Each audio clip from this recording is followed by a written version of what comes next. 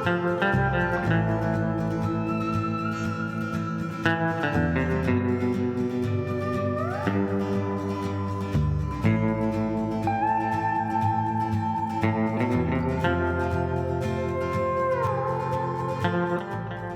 everybody, and welcome to another episode of Lost in the Groove.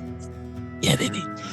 This is an interview with Muhammad Naqee. He is an incredible artist that is on Instagram. You have a lot of cool shit going on recently. Like, I've been noticing. Let's give a warm introduction. Kind of tell us a little bit about yourself, what you do, and yeah. Let's start this motherfucker. Cool. Hey, what's up, everybody? Thanks for having me, Dave. Appreciate it. Everyone, my name is Muhammad Naqee, like you said. Full-time artist. I'm from Chicago, the south side of Chicago. Been doing art ever since I was little. Started full-time when I was about 20 or 19. After I finished high school, I went to college. I was taking random classes, and after that, I was trying to figure out what I wanted to do. So I took art. I started doing art again because I stopped. So when I was 19 or 20, started painting, drawing. So ever since then. What kind of art were you doing? Like, what kind of art was your specialty? Drawing. I was drawing most of the time, like real still life stuff, you know what I'm saying? Drawing cartoons, whatever, just stuff that I can kind of duplicate because I like drawing realistic things. So I used to always just try to just draw people, just realistic things I was focusing on, and I guess in cartoon characters and kind of mimic things off of Dragon Ball Z. Oh, wow, that's amazing. Yeah, I was really, really into that because all the kids were young. They were all into Dragon Ball Z. So I know Dragon Ball Z was it was the shit. It was. Yeah. It still is the shit, but there was a time. There was a time it was the elite shit, bro. It was. No, it definitely was. I feel like I was right in that time frame, at its peak. So, I was definitely just doing a lot of just drawing stuff. Goku, Vegeta, and all the characters.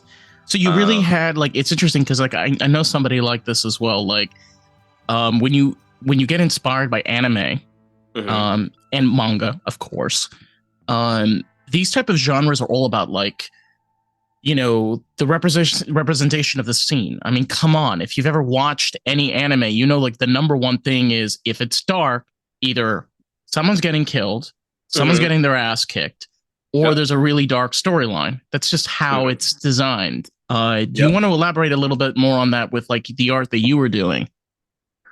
Well, since I don't know, when I was little, I didn't really get into the stories of the anime. I feel like I'm kind of a newlywed into it. I'm not considered one of the knowledgeable in that era or in that Neither am I. But, so I don't know,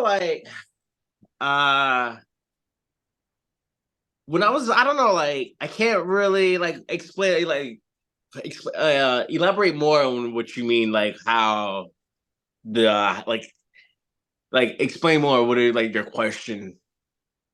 So each style of art, as an artist, there are different elements that you get. For example, when you take surrealism, okay, what's the number one thing you get from surrealism is the objectivity of manic chaos and insanity, run through the perspective of imagination and creativity. A blue triangle, or the sand is yellow instead of being tan, or different elements in the piece that appropriate that type of style. Okay, another example would be when you take I'm trying to think of an art form. Yeah, no, I completely tell you what you mean. Yeah, it's the same thing with anime and manga. It's when you're making the character, right, and you're choosing the way you're going to draw the character and the colors you're going to put in there, and you're emulating that from what you're seeing. So whoever made that anime and styled it the way that is, and then you're emulating from that and you're creating your character, you're taking, sorry for using so many fancy words. You're taking, you're good. you're taking that artist's perception of how they made that piece and relating to that. Yeah. That's it. Well, I guess the best way I can relate to it, I guess I've always been kind of like an emotional person, or I say I'm a kind of emotional person. So, this is a question. I guess I always depict or try to depict, well, it's more, the thing is, it's more about, how you're emulating. For example, when you're making your art, okay, you're trying to represent a message. Okay. You're trying to represent a message of yourself. Like you're representing something. So the type of art that you're representing, the type of art that inspires you, that allows you to be creative in what you make, it's all a part of that message. It's all a part of what you want to bring to the table. Based so on all right, this is very, the way it's worded, it's very very complex. So I'm trying to actually form on how I can answer the question, because I'm getting so many questions. I feel like it's so many ways I can attack or say it, but I'm not really sure if I'm even. If you want to circle back to this and give you some time to put it to, we can, because I'm that's probably one of the hardest questions. All right, so going back, the interview. Going back to, I like it though. I like it. It's a good one. It's a good one. Listen, the whole point of the podcast is getting lost in the groove. So you got to be able to throw out really difficult questions. Started off with the grand slam. I'm already struck out, my friend. That one. Going back to, you're saying at the beginning of your career. So you were saying that, in East Chicago, you were growing up, you were inspired, and you were making all of this art. When did you actually realize that, like, this is something that you want to do for a living? Like, this is what you want to do? Around, I guess, like I said, around now I left high school. Because, like, I don't know, I always did play a lot when I was young and kind of just fucked around. Like I just didn't give a fuck about school. I got like straight F's, D's, couple C's. I'll pass art in like lunch in gym. So I kind of like never was a person that I kind of didn't want to like go to college, you know what I'm saying? And when I did go to college, I was taking general eds. So it wasn't like, you know what I'm saying, like, it kind of came back to me because I always either wanted to be an artist or a fireman or a professional athlete. But I messed with my shoulders, both of them, from skateboarding and playing baseball. So they're both dislocated. I can't do shit. So, when I was when I finished high school and I was just going to college, I was just like, man, I guess I should just start doing art again, So I just started picking up the pen again. And from there, I was just figure out, how do I get my art into galleries? So I just always just did whatever the fuck I want. I would just go to galleries with my paintings in my hand. I used to just go to random artists like, yo, what should I do? Or what's some good advice you think I should, do as an artist? And so you reached out. Yeah, I'm a kind of person that likes to just say whatever you have, whatever. There's no rules to none of this. You know what I'm saying? Like, everything is new, and definitely the fact that we have technology right now, like, you make the fucking rules is just making that action and not caring if you fail or succeed and just keep the ball moving, And I'm a firm believer, you can literally, you're creating your reality. So you just gotta fucking, whatever you're thinking, just try it, And like I said, I used to just go to galleries, like, yo, my name is Naqee. Like, if you want to sell, like, I don't know, do you want to check out my art? Do you want to sell it? And I get all, I always say I'll get all the interesting different response. Normally wasn't really, that never really aspired to anything bigger, but, I didn't really care. And I used to always sell my art in the street. And so that's how I met a lot of my collectors around the world. Just going from, the Apple building, going in front of the Chicago Tribune, just going like the main spots in Chicago, and just doing whatever it takes to get myself out there. And from there, it's just like things just has an effect. Once you make one action there and be consistent with it, it kind of just builds up. So when you were selling your art on the streets, and you were doing it in these large places, like so the Chicago Tribune and in front of the Apple store, what kind of I can imagine there's a lot of people passing through there, and of course there's police officers and stuff. Yeah, I mean, like they get a lot of shit. Police, like the one thing about Chicago, there isn't like how you go to Times Square. You ever been to New York? I'm from New York. Oh, dope. What part? Well, I grew up on the other side of the Hudson. I grew up in Rockland County, so we border right next to Bergen County, which is Jersey. Hey, that's what's up. I have family in New York. But yeah, like, we're like in Times Square, how everybody's just fucking hustling, you know what I'm saying? Oh, yeah, fuck yeah. Yeah, 100%. New York is a hustle ass motherfuckers. Yeah. They understand. And it's normal seeing a fucking artist, in Manhattan or whatever. It's just like, it's all about just having that, you know what I'm saying? In Chicago, we don't really have that at all. So when I used to go, on State Street or in front of the Apple building, they used to always be like, like, you can't really be here. Or they used to let me be there because it was kind of like, it wasn't really that much happening. So, and I'm really, really good with people. So I became kind of like a face of always selling my art on the street. And I built a mobile art cart. So I was like, I really stood out, you know what I'm saying? So, it's just like, I've been doing it, man, it was crazy. That thing was about 200 pounds. And me and my dad, he's a carpenter, amazing carpenter. So we built it off of the base of, this is where you put all of your art into.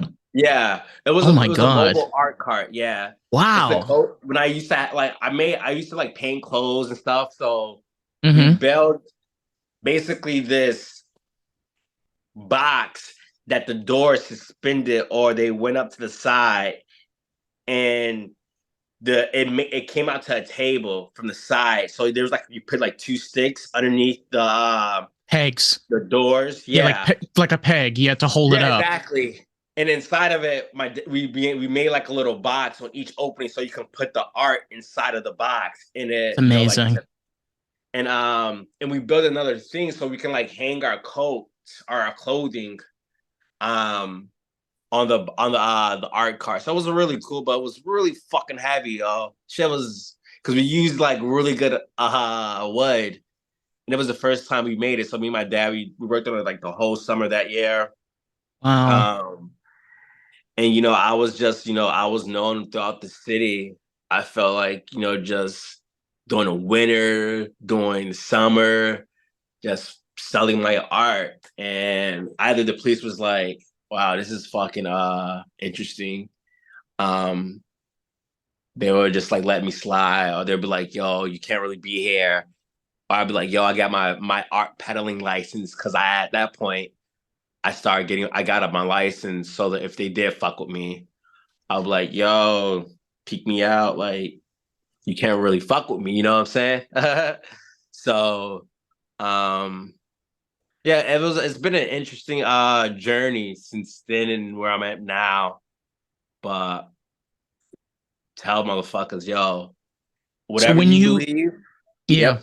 When you, let me ask you something, because I mean, first of all, it's funny you mention this, because I I can relate a little bit to this because my dad did construction for most of his life. My dad did construction, cool. plumbing, and heating, and my dad was very good at like welding, building things, putting things together. And I remember as a kid, my dad had he had to reconstruct this I think it was like this like little small storage place that was outside of a house. Okay. And kind of like you were describing with the cart with the little cubbies. I just remember my dad building, helping building the frame, putting it on the foundation, putting in all the inserts, the insulation, and all the pieces.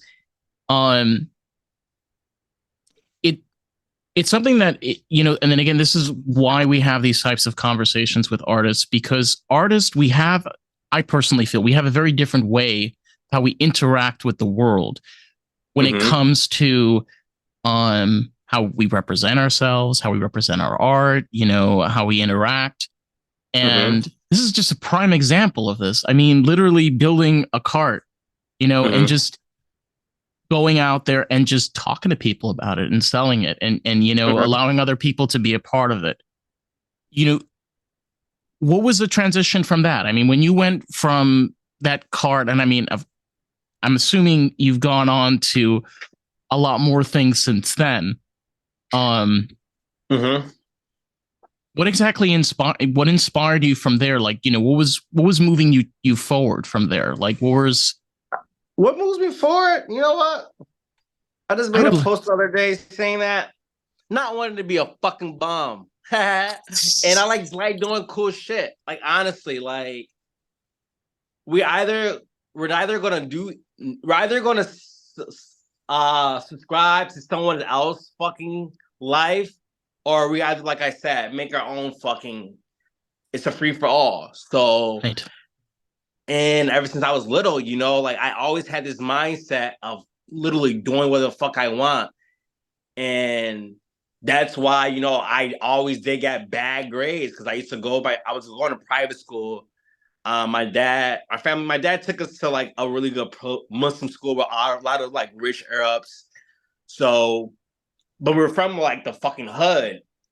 So like being like having that trend, like just being in the hood with like the grimiest motherfuckers, then knowing like really wealthy Palestinians, Pakistanians, Syrians, and doing things up north with like white people. I was always like just cultured and surrounded around everything. So it just made me just see the world like, literally, like, even though, I'm brought up as in like a extremely strict Orthodox Muslim, I was just like, like, I don't know. I just always did like having a good time. And I imply that just to doing whatever you fucking want in life. I can relate completely because for me, I was raised in an Orthodox Jewish home. I was raised religious. Okay. And I left religion in about 2017. I came out of the closet. I said, fuck this shit. And that's when I started my life, was 7 years ago. Okay. Not 7 years ago. Sorry, 5 years ago. My apologies. 5 years ago. Happy for you. That's what's up. And the same thing over here is like I grew up also around culture. I grew up in a very white community that was mainly Ashkenazi, which is a group of Jews that are from Western and Eastern Europe. Okay. And being that we are Sephardic, which means that we're from the Mediterranean and Middle East. Okay. Of those groups, example like Syria, Syrians, Lebanese, Algerians, Tunisians, Yemen, people from Persia or Iran, whatever you call it. And I just remember as a kid, those are the memories that I cherish so much. Those times on the, we call it Shabbat, being with those people, those experiences, those types of foods, the type of songs and things that they're things that we hold on to because it's not just because they're important, they mean something. Yeah. For us specifically. Yeah, for sure. So going on with that, with your, with your childhood and your experience, I can imagine, the transition of you creating your art has to emulate a lot of what you grew up around, the way that, you appreciate the culture and diversity. Yeah, for sure. And then like since I stated earlier, like I've always been kind of like emotional little fucker.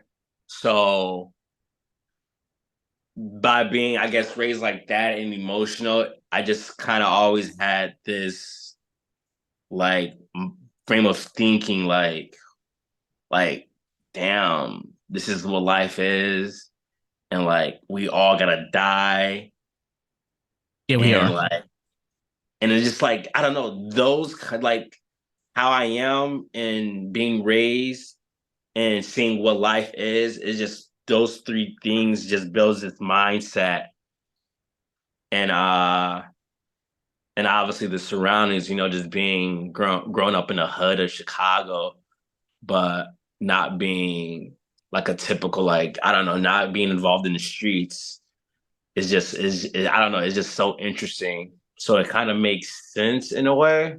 It's all about the Or environment. It's all about the environment that you're raised in. Because the yeah, thing is, I know definitely people. is. It really is.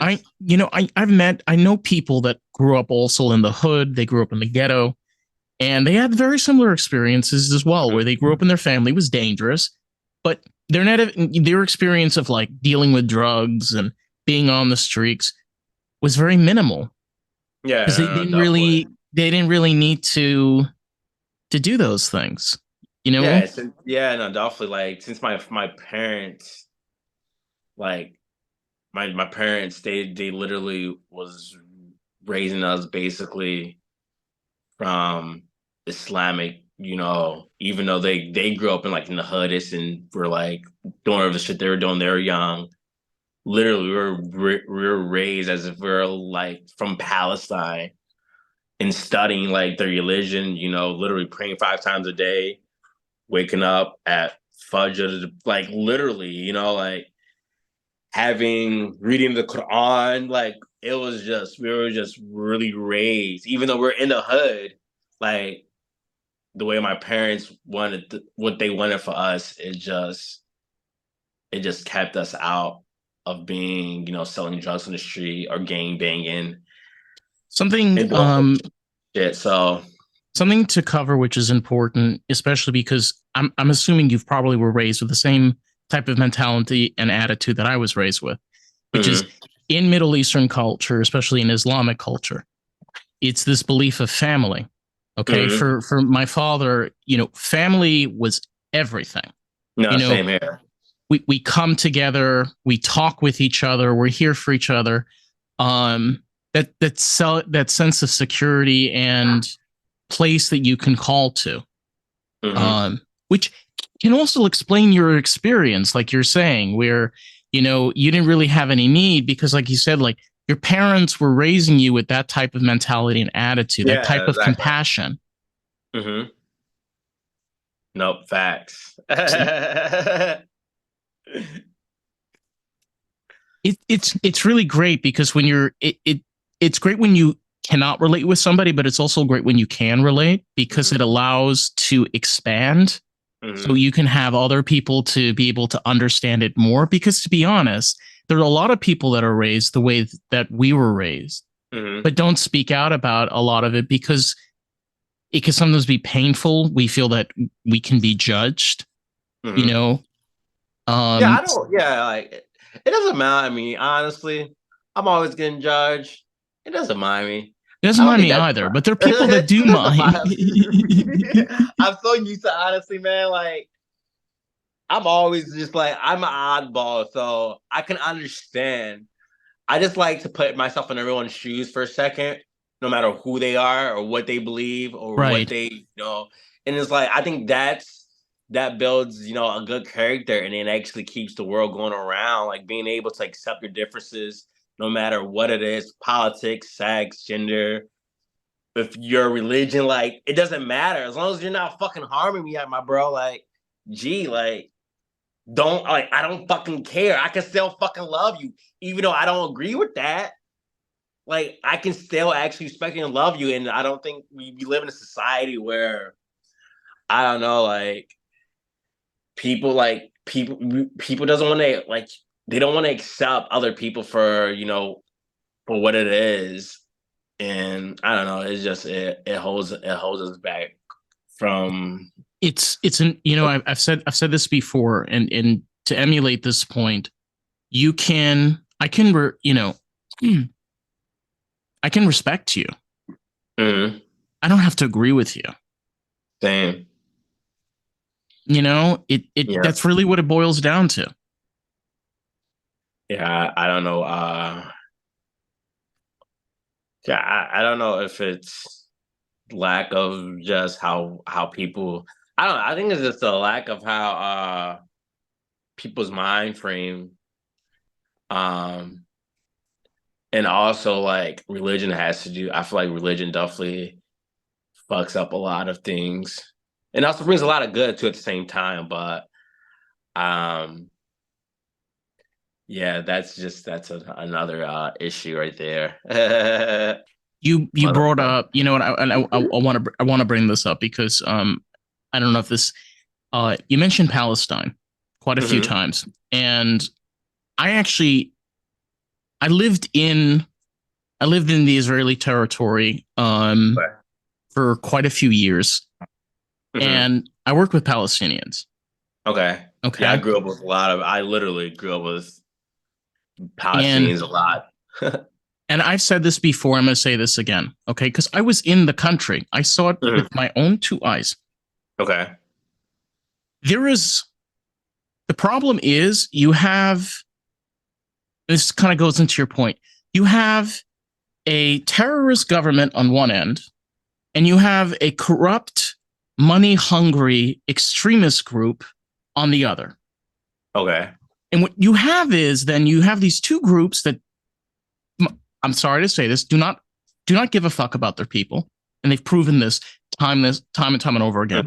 So what they do is they put their people at conflict. So instead of people living at peace in a beautiful country, okay, where Arabs and Jews and people alike can live in peace, they can live in their own homes and their own territories. I believe in a two-state solution. That's my personal opinion. I believe the Palestinians deserve their rights, and I believe that the Israelis deserve their rights. But what I have a problem with is like we were saying over here, is why can't we have a conversation? Why do we always have to, have where we have to point the finger, where we have to say, oh, well, they're bad because we say so, or no, they're bad because that's not how we start a conversation. We're talking about human beings' lives. You have to ask yourself a question. If there are women and children that don't have running water, they don't have electricity, they don't know if their husband is going to come home because he might get shot while coming through the border. That is a reality for a lot of people. Again, and I want to hear your thoughts on this. Why do you feel that we have such a hard time sitting down and having a conversation instead of just letting people suffer and fucking fighting? Well, it could be because of power, and also I think it could be religion, but that could have been the root of it, and as the times goes on, people have their old ways of beliefs and systems of doing things, so it's kind of like a mixture of doing old things and also being greed and not taking accountability, Yeah. So I really don't know why there can't be more peace in situations where there's obviously where it should be, and it's kind of logical. Because we both, I don't get that. Okay, I mean, we can both agree we care about human life, right? We care about being able to live in an environment where we know that we're being taken care of, people around us are being taken care of, it's safe. But We don't live in a world like that. Majority of people don't live in a world like that. And you have to ask yourself a question. Why have we then advanced ourselves to this point where we're able to do like that? You know, we're able to talk over here and have this kind of interview. What was the point of doing all of this if we're still practicing the same ways of society that existed hundreds of years ago? Just been modified and altered and been perfected and relabeled and renumbered and restructured. Because I don't know, man. It's crazy. I know. It's insane. And I guess it just kind of goes back to the point, like, there can't be good without bad, and it can't be bad without good. So I guess it's just like a balance of that and what's happening around the world. And I guess, I don't know, there's a force that just can't be done, that it can't be prevented. I guess, I don't know, just simply covered up or meshed over, but not fully like healed. I can't I don't know anything. That baffles me, my friend. Just as much I cannot give you an answer on that. Well, I think to be fair, I don't think there is an answer. Yeah. I think, you know, to be real with ourselves, the only answer that we'll ever get, truthfully, is when we're actually there in the moment. Mm. When when it finally clicks and you're like, oh, okay, yeah. Mm-hmm. Okay, yeah, I get it. I mean, for your, kind of going into this, like for you yourself, like right now when you're doing your art, or for example, like when you're starting a new project, what do you what are you working towards right now? Like, what do you when it comes to your art, like what is inspiring you right now? Just want to be better, make cooler, doper shit for people. Literally, like, by the way, if you want to share any of your stuff on this podcast, because we post this on YouTube. Okay, for sure. Yeah, honestly, dude, I have so much stuff, man. Like, it's amazing. Which I don't know, like, what more I really don't believe in, I guess, the fact of like inspiration or motivated. I feel like it's always there, you know. It's just, it has to be turned on. Yeah, you just gotta like turn it on, even when it's not turned on. You just have to just push yourself, and just the fact of you lifting a spoon, you're making an action, picking up the paintbrush. I want to go for a walk. Like, if you have anxiety while even like getting out of the bed, the fact that you got out of the bed, it's a fucking great action, you know? One action can lead to another good action. And you just got to get into the repetition of being consistent, of making a small step once a day is better than now making no steps a fucking day, you know? So, and you can either just, and as we grow, life becomes harder. So we just got to get into the frame of just, practicing good habits. And that's how you can stay motivated, and stay happy. It's the little things. Yes, honestly, it's a little.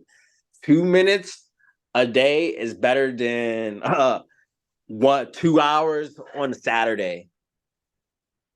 So it's like, if you practice those habits, they can make you happy, and when you're happy, you're inspired. Yeah. It's very true. I mean, it's kind of surprising that when you're in certain modes, certain emotions, you feel different things, and I like your definition of inspire, because it kind of like shifts it to another level of like, the inspiration is not like you're gonna find it; it's already there. It's like, the action of doing something about it. Yep.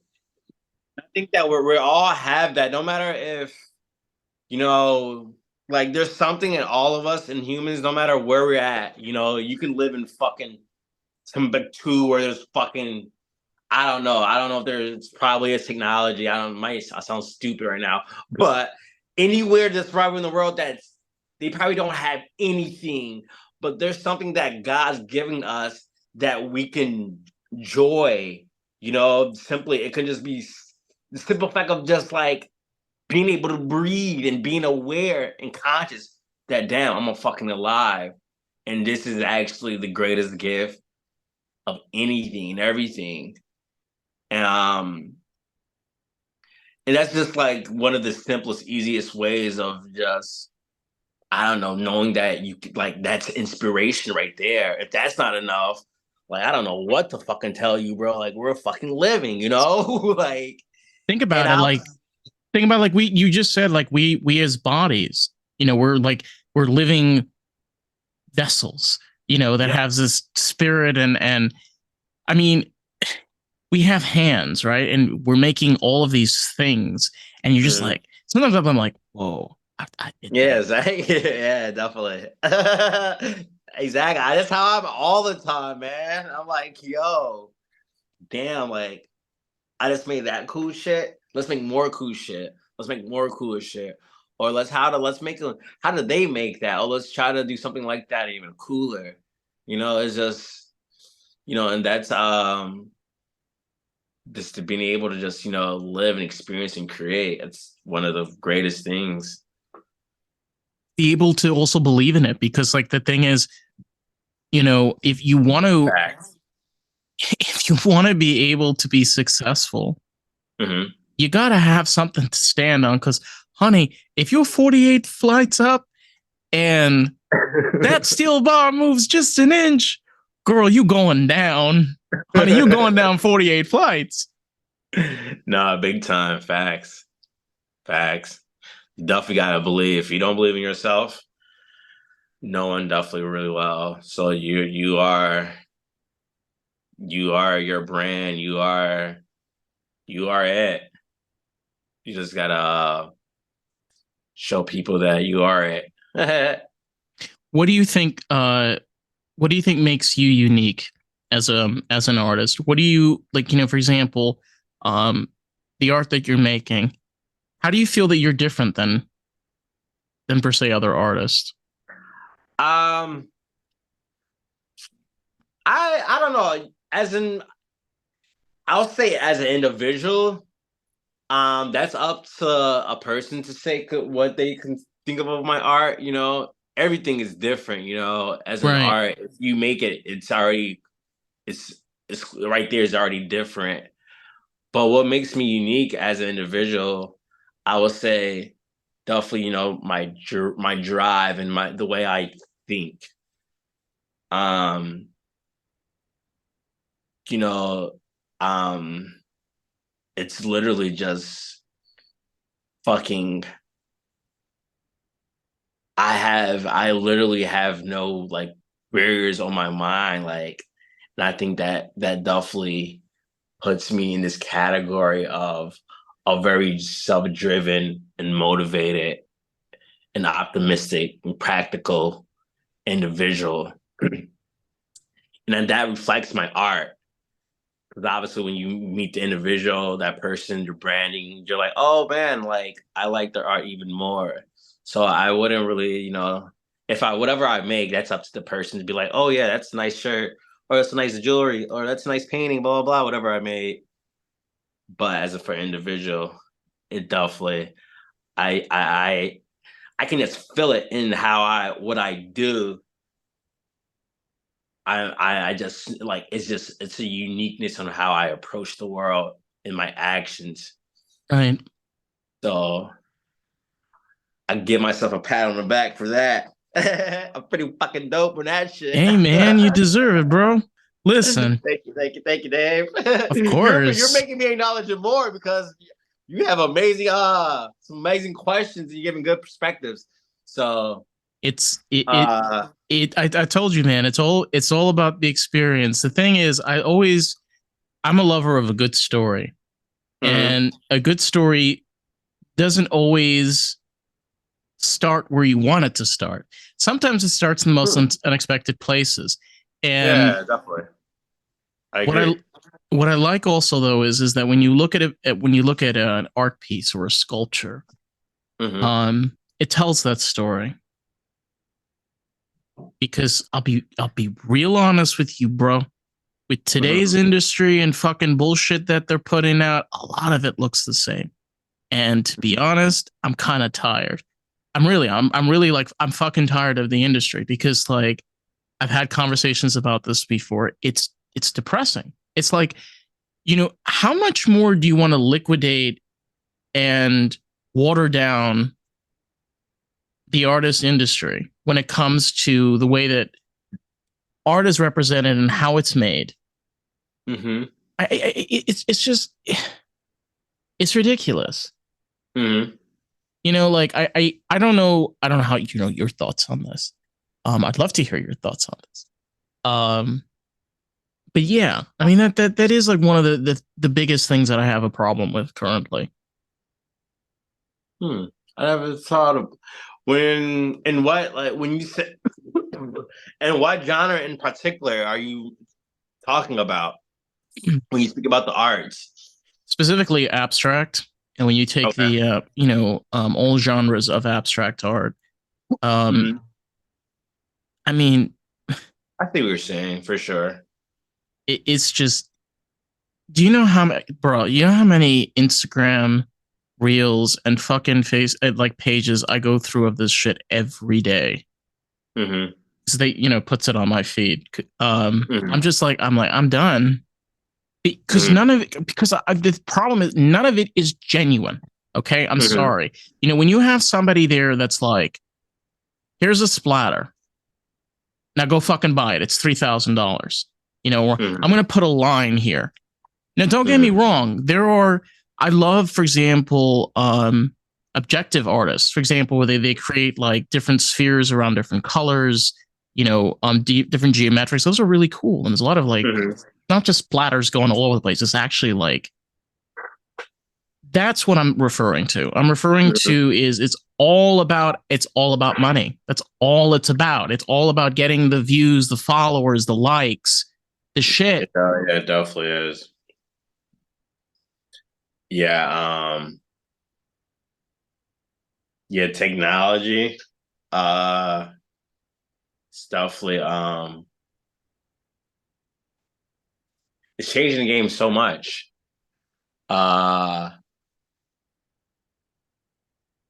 Yeah, like I don't know. I talk about technology a lot because I love technology. And I love social media. And I just love where everything is going at the same time. It's a lot of shit and a lot of bullshit's happening online. And a lot of it is for followers and likes and like you said, money.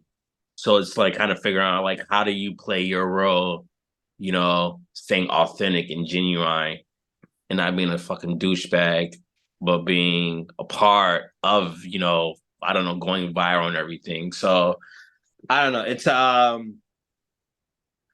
all I can say is, you know, try to, you know, stay authentic to yourself and post shit that means something to you, not just postings for views and likes. Because that's where you're gonna lose your fucking brains and not be true to yourself and be authentic. So it's all just being authentic and true to yourself and not being peer pressured. It's like I gotta post every 10 seconds and like, you know, I think a lot of people are just losing their brains and their minds where technology is going and not knowing where to I like what you do. And anybody wants to check it out. I don't remember your handle, so I'm gonna let our listeners know your handle so they can find you on Instagram. You do like just quick updates. Like I've seen like just like randomly like, hey, you know, like quick update. And I do that too. Like I do that every Sunday. I do like updates. And it's very genuine because like you don't give a fuck. Like it's just you just be like, hey bitches, like I'm here to tell you like what's going on. Yeah, I think honestly that's the best, honestly, is being authentic with yourself no matter what, you know, and people can see that and feel that, and um people is just so lost, and so they put their social media on this high pedestal where like I cannot post. I have to post the greatest thing, or I have to post the right moment, Yeah, or it Karen. has to be like, it's just like you're caring too much about nothing and you're not even gonna do anything. Like, it's just like, it's a weird thing on how people treat their social media. And, you know, I'm just literally being myself and try to be a positive impact and let I think people know, you I know. think you're doing I think you're doing a good job. I think so. Takes I this. think so. I I don't know what appreciate that. I'm doing. I'm stirring up the fucking FCC, honey. That's my job. Uh, FCC? What's it's a, that? well, I think FCC is. Let me Google this. I forgot what it stands for. They're the ones that like regulate. They're the ones like regulate like what can be done on television and stuff like Okay. that. Yeah, like they're one of like also like it's like certain shit. So Okay, the I thing, see what you're saying. I see what you're saying. the thing about this is from George Carlin. I don't know if you ever heard of this. It's the 7 dirty words you're not allowed to say on public television. This was years ago. Now you can Okay. say all of them as like, pun, pussy, tits, cock, I mean, just motherfucker, like all of them. Okay. And why am I bringing this up? Is it's hilarious because they're just words. Mm-hmm. They're just Exactly. words. But I love this. People have a tendency to freak the fuck out about the simplest of things. Yeah. The way you say a word of like, how you represent somebody. And I'm just Yeah. like, I completely agree. and like, I want to hear your thoughts on this because like, there are times I'm just like, man, if you don't get off my ass, honey, I'm going to pull you off. Cause it's again, like it's a word, like, You know what I'm saying? calm down. People will see a word and disqualify the whole important fucking thing you just said Mm-hmm. just because you say a fucking. And I was talking about that with my mom the other day. She's like, Naqee, I was listening to your Instagram and you say good stuff, but you gotta stop saying those bad words. And I was like, Ma, like, I'm sorry, but like, it's just the way how I talk sometimes. Like, I'm so I guess I need you to improve my vocabulary. I agree, but if a curse word comes out, it's just like it's just a curse word. Don't minus the whole positive thing because I was like, why the fuck are people?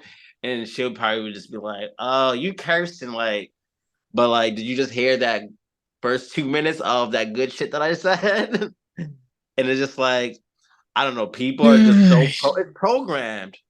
It goes back to being programmed, man, and like No, that shit is like enrooted. It's brainwashed. It's just we're little, it's and it's again, it's like the idea of like what you just said, where you do one you do one thing and everything else doesn't matter because of the one. Like, it's like you saying that like out of the 1,000 words because of the one, it's petty. you gotta have common sense. Okay, if you have common sense, you realize Nah, I don't. bruh. I don't even know, yo. That shit's bunkers, yo. kind of Bunkers. ties kind of ties into what we were saying about um, being authentic and genuine on social media. One thing I'm just gonna point this out: if you be genuine and real on social media, like we said earlier, the numbers, you really can't focus on the numbers because No, facts. No, yeah. Because being true sometimes can fuck you in the ass. really fucking ass hard. And sometimes, like, I feel like I definitely I suffer from that because um I love Kanye West. And when I went online, when I told people that recently, it like I was really getting um backlash. All I said was just like, yo, I love you, Kanye. I didn't say anything, about any of the goofy shit that he says or whatever. I was like, dude, this dude's hilarious. Like, I don't give a fuck what no one says. He is funny. He says goofy shit and probably has a horrible way of saying it. But like I said, it's like you gotta like you can't not. I just because I don't agree to some of the things he said, I'm not gonna fucking like you, or you can't cancel nobody. Like that's not how the fucking that's I not how we know. should be. You know what I'm saying? I Like know. just because and it's like it's very very fucking pathetic.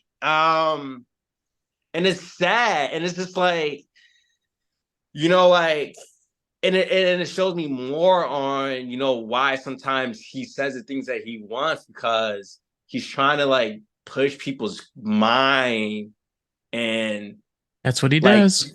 you should be able to express yourself to the fullest. And if that takes the world not fucking liking you because that's who you are, well, fuck you then. Like, that's fucking sad. If that's how you really want to not like me because, I do this, I think that, I don't think it's like, okay, if you don't, let's just try to keep figuring out where it can work out better for everybody instead of, okay, Right. you don't like that. All right, fuck you, cancel him. Let's cancel her. They can't have shit. Bye, Fuck them. Karen. Bye, Is this Felicia. right? Not clear about Felicia. I love Bye, it. It's true though, because I'm actually I'm doing a music segment Okay. with somebody and we're going to be talking about R. Kelly. And Okay. this is a great example of look, That nigga be peeing on people. bitches be wild, honey. His thing is this, okay? You got to be able to separate the artist from the legacy, okay? Mm-hmm. You know what? I'm one of those people. Why can't we just appreciate the music and separate their life, okay? Because Mm-hmm. I'm gonna be real honest, they are separate. Because one is music, and the other, like, what does their music have to do about them? In their personal life and what they're doing. If you're saying you like Kanye West, you like his music, you should have every right to like his music. And if you want to say that, you should have every fucking right to say that. You're not supporting his behavior. Come on. Mm-hmm. You seem like a rational person. You're not fucking crazy or stupid and shit and be like, yeah, Kanye, yeah, fuck yeah. Like, no.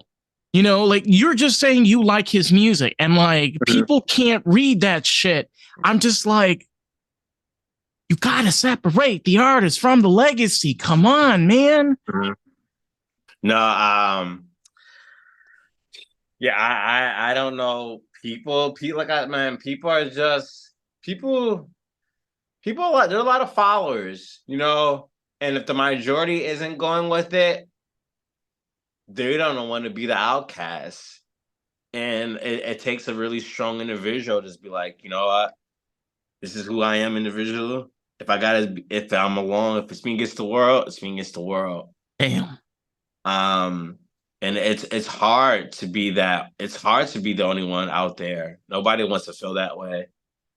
Um, but I don't fucking care. I love it, and I feel like I've always kind of been a little outcast, and it's okay. As long as you're doing good things, you're happy, you're getting shit done, you're impacting the world in good, positive ways.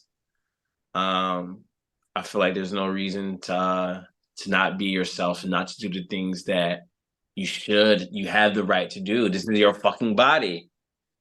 This is the spiritual being. having a human existence experience.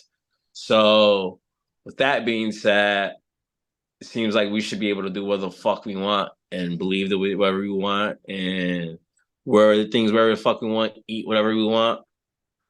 I don't besides eat humans. I don't recommend eating humans. No. Cannibalism is another level we are definitely not going down. That's another way of doing whatever the fuck you want. But when it comes to goddamn chickens, honey, you can slaughter all those motherfuckers. I don't give a fuck. Chickens are. So I'll probably order some wings. Girl, I want to tell you something, honey. Okay, chickens are the nastiest motherfuckers. Okay, it's all those vegan woke bullshit ass bitches. Okay, we're gonna keep on murdering chickens because, honey, you want them to be free and. No, you don't. No, you don't. They're coming for you. Sorry, vegan wokers. Sorry. Yeah. Chicken is the shit. Chicken's the shit, honey. We gotta kill them. But to wrap this up, I wanted to, we were just leaving off on the fact, like, just. I heard this recently, okay, and this is bananas. All right, right now we know that cannabis is federally criminalized. It's federally criminalized throughout the United States. Okay, it's still substance 1. All right. Recently, I believe it was Biden that announced that they're going to try to get it down to substance 2 or substance 3. And I was thinking to myself, I'm like, I heard this on another podcast.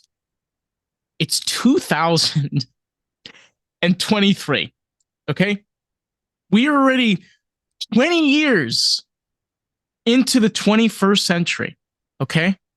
This country still has cannabis as a substance 1 drug, okay? Now, let me ask you something, okay? You as a person, and interacting with people and through your life, you have to ask yourself, like, these motherfuckers have way too much power. Yeah. I think that's that's the way it's set up to be. I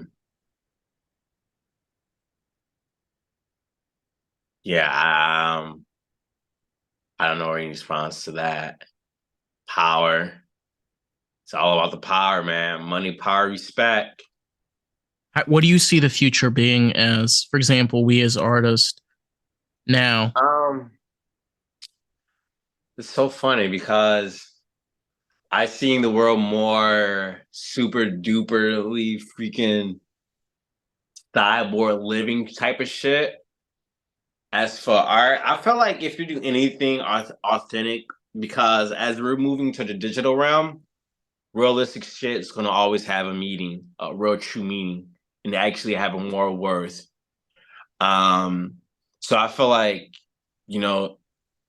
arts, anything in the arts, fucking making amazing food, making dope ass clothing, hearing real music. Like, there's always going to be a niche for people who want real shit besides paying for the AI to do this. You know what I'm saying? Like, there's gonna be a market. There's still gonna be a market for everything, even though technology is gonna be even more crazier. I feel like, there's always the true artist. Well, you know something?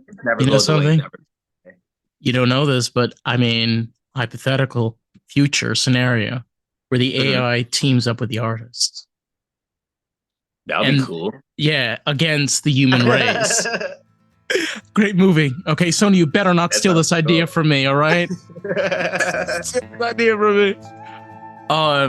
Damn. Well, I will say this. This has been fucking incredible. It's amazing to have you on. I really appreciate you taking the time. Thanks, man. And I feel this is really good questions. Yeah, and like people, like I feel this is a really great way, like for people to get to know you and also be able to check out your amazing work. So you want to leave some handles and people can find you. Well, I have a couple Instagrams, but for majority for my art, It's Naqee's Paintings. It's Naqees in paintings. And I have Naqee's art as well. That's more of just, I used to post more of my jewelry on there. But I don't do that as much. I just use that as like a marketing for my other Instagrams. So those are my, those are the main one I use. I use also my TikTok too, Naqee's art TikTok. That I'll be making my newer website. It should be coming out sometime soon. Still working on paintings. They're exciting. So my new site should be coming out soon. Not a big fan of Facebook. That's for the old heads. Yeah, I'm on there. Leave that for you, Mom, and I'll leave that for my mom and my dad and my aunties. But no, you still use it. You definitely should still use it. If you're still using it, go ahead, by all means. But me personally, I'm more into TikTok. Instagram and TikTok? I'm actually more in TikTok. TikTok Okay. and YouTube. I'm more focused on that now, like making YouTube shorts. Mm-hmm. And I'm actually building up my YouTube. So that's where I'm on, everyone. Naqee's art, Naqee's paintings. Check me out and say, hey, what's up? I got some cool art. It's a So and yeah, thank you again, Dave. I appreciate it. It was a good interview. Podcast. Really solid, professional, clean questions. Straight to the point. Got me contemplating new things. So I appreciate that, my friend. Of course, not a problem, man. Doing the stone to the bone as always, honey. And be sure Stone to the bone. Never heard that stone one to the bone, honey. Be sure to like and subscribe. Okay, we fuckers over here need to make a living. Okay, so you gotta give us a little bit of love, all right. And be sure to check out the podcast at Lost in the Groove Pod. We are on Facebook, TikTok, Instagram, and YouTube, posting episodes weekly, both video and audio. So thank you very much for being here. We love you guys and girls and non-binary people. Bye, everybody.